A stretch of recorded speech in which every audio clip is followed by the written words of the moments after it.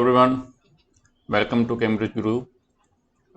We have completed our chapter integration. Next unit that we are going to start is further algebra. Two topics we are going to study in this unit. One is binomial expansion for any real index, means 1 plus x raised to power n, and where n belongs to any real number. And second topic in this further algebra is partial fractions, right? So let us start with the first topic, general expansion of binomial theorem, right? In the previous classes, I think in AS level, in pure math 1, there was a topic of binomial theorem in which you have to expand any binomial term of the type 1 plus x raised to power n, right, into n plus 1 terms, right, whose formula was 1 plus nc1x plus nc2x square and so on. In that case, where 1 plus x raised to power n is written, that n belongs to a natural number, right? But here, if we expand this 1 plus x raised to power n using our NCR formulas, that expansion also stands valid for n belongs to any real number, right? So it says that this may also be written as nc1 is just nx, nc2 is n into n minus 1 upon 2 factorial x square, this is nc3, this is ncr, right? So this is the general expansion of 1 plus x raised to power n, right? Which, being the same expansion as above, also holds when n belongs to any natural number. Then it says that the general binomial expansion or the theorem states that this second form means this form, okay, this is the first form, this is second form. If we apply the formula for NCR, right, it says that this second form, that is 1 plus x raised to power n, which is nx into plus n into n minus 1 upon 2 x square and so on, it is true when n is any real number. But there are two important differences that we have to note, right? One is that the series is an infinite series or the non-terminating series, and second is that the expansion of 1 plus x raised to power n is valid only if modulus of x is less than 1, right? You remember the case when we were doing, when you must have done the geometric progression, and there is a special kind of geometric progression which we say that if the GP is an infinite GP or the series, and it must obey one property, that common ratio must be less than 1, right? So we say that if modulus of that R common ratio is less than 1, then only we are able to calculate the sum of infinite terms of a GP, right? On the same line, this series 1 plus x raised to power n, this is an infinite series, right? If we take n for any real number, right, and this summation is only possible if modulus of x, means 1 plus x raised to power n, in that x, its magnitude should be less than 1, okay, then only this expansion is valid, okay. So to summarize, it says that when n is not a positive integer or it is not a 0, right, the binomial expansion of 1 plus x raised to power n, it becomes an infinite series and is only valid when some restriction is placed on the values of x. The binomial theorem states that for any value of n, that is 1 plus x raised to power n, this is the expansion, means this is nc2, this is nc1, this is nc0, this is nc3 and so on. It says that if n belongs to n, x may take any value, but if n is not belong to or does not belong to natural number, then the modulus of x must be less than 1.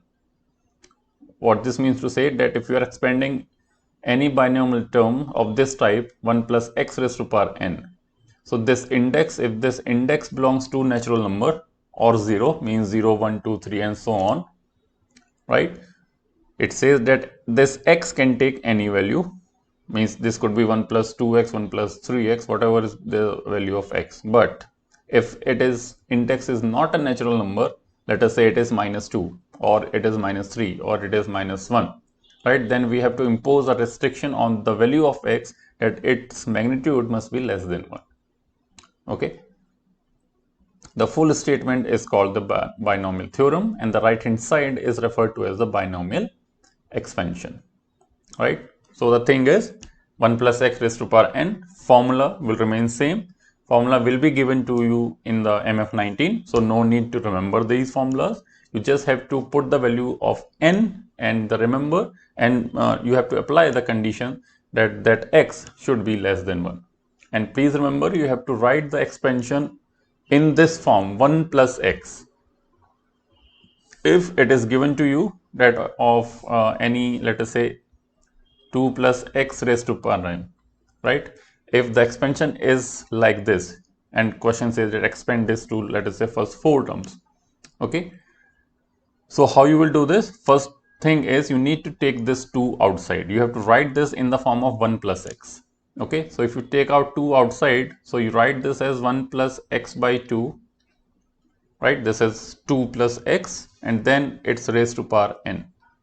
Now you can write this as 2 raised to power n into 1 plus x over 2 raised to power n, right? So you will keep this 2 raised to power n outside, and just you have to now expand this 1 plus x by 2 raised to power n. Okay, it should be in the form of 1 plus something, and that something has to be less than 1 if your index is negative.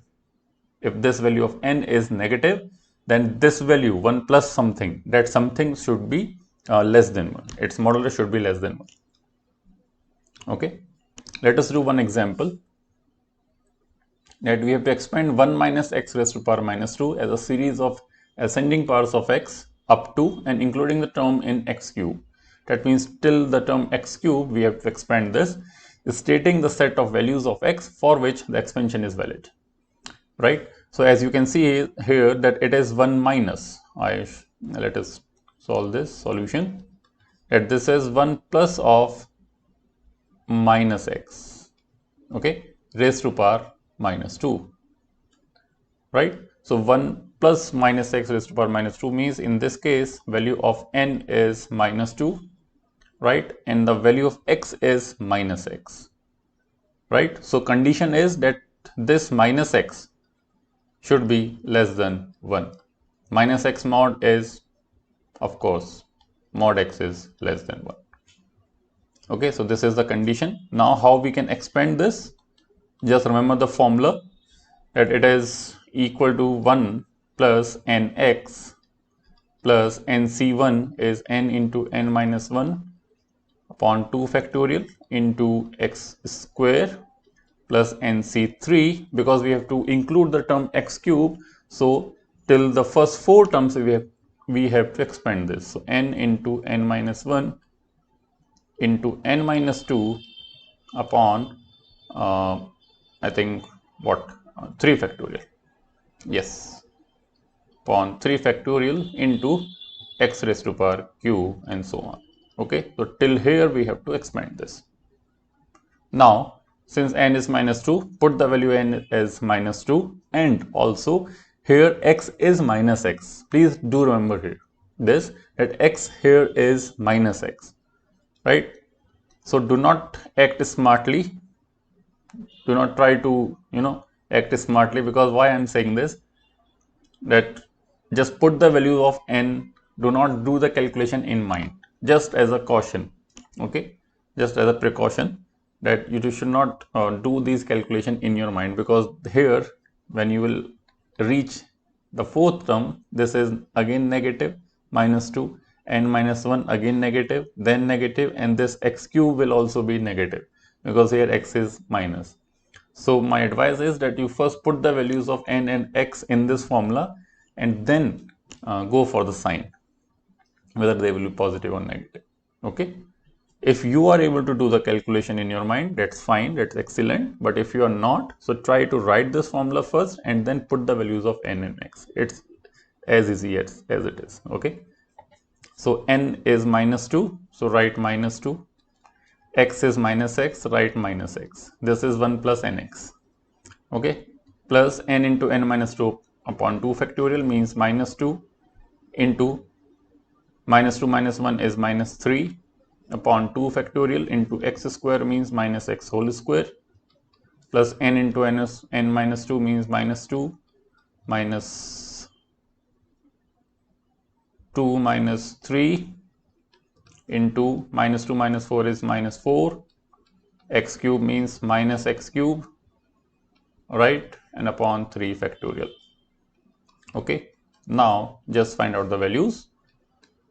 This is equal to 1 plus 2x. Here it is minus into minus is plus. This is plus 6. Again minus square is plus. Okay, so this is plus 6x square upon 2 means plus 3x square. Okay, and here it is minus minus again plus, so plus 6 is this minus is again plus, so this is 4x cube. Okay, so 4x cube and 6, so 24x cube upon 3 factorial. 3 factorial is 6, so 24 upon 6 is 4, so 4x raised to power cube, and so on. Okay, so till x cube, this is my expansion of 1 minus x raised to power minus 2. Okay,